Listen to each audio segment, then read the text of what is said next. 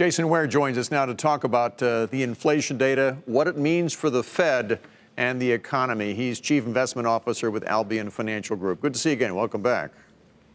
Thanks for having me. Good to be here. As you well know, there's a wide spectrum of forecasts on Wall Street about what the Fed's going to do with interest rates this year. Barclays, for example, says 3 cuts before the end of the year, totaling 75 basis points. Yesterday, Goldman Sachs said no cuts at all this year. Where do you fall in this, bearing in mind what we're seeing about inflation right now?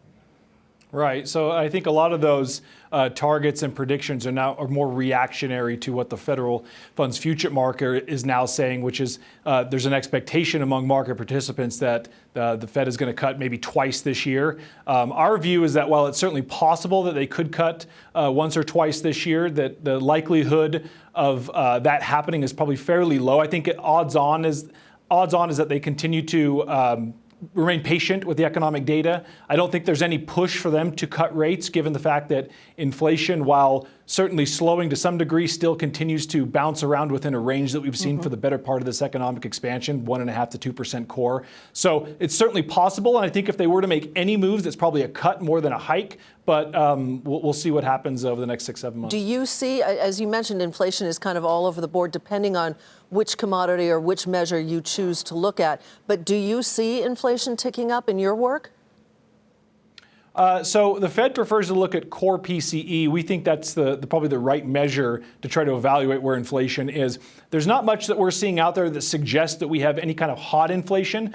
Certainly, I think 2% is in a reasonable inflation level if the economy is well balanced, which it seems to be. The Fed seems to have, at least under Yellen, seem to have a bit of a tolerance to let it run a little bit hotter than that. But it's consistently been under target for the better part of the last 10 years. And I think it's likely to remain there given the body of evidence that we're seeing. And then you have the trade tensions with China. The president has certainly called for the Fed to cut rates to help in the trade war with China. It makes our goods cheaper. Maybe the demand remains strong even as the tariffs go up. Do you think that becomes a factor for the Fed at all? I certainly think if the trade war were to be protracted and indeed pick up to another level, we might start to see a little bit of inflation coming from the trade war and goods. But I think it's also worth noting that if there's any economic slowdown as a result of the trade war, then that certainly runs counter to that and may provide inflation inertia. What we're seeing is rising wages. When we look at the jobs reports, we're still north of 3%, have been for 10 straight months. I think that's probably more of an indicator to watch where inflation could go from here. But there are so many secular disinflationary forces out there that it's keeping a lid on inflation that it's hard for us to make a strong case that we're going to see anything run 2.5%, 3% anytime soon. So as long as we stay sub 2% on core, I think the Fed is going to be fairly patient and see where things go.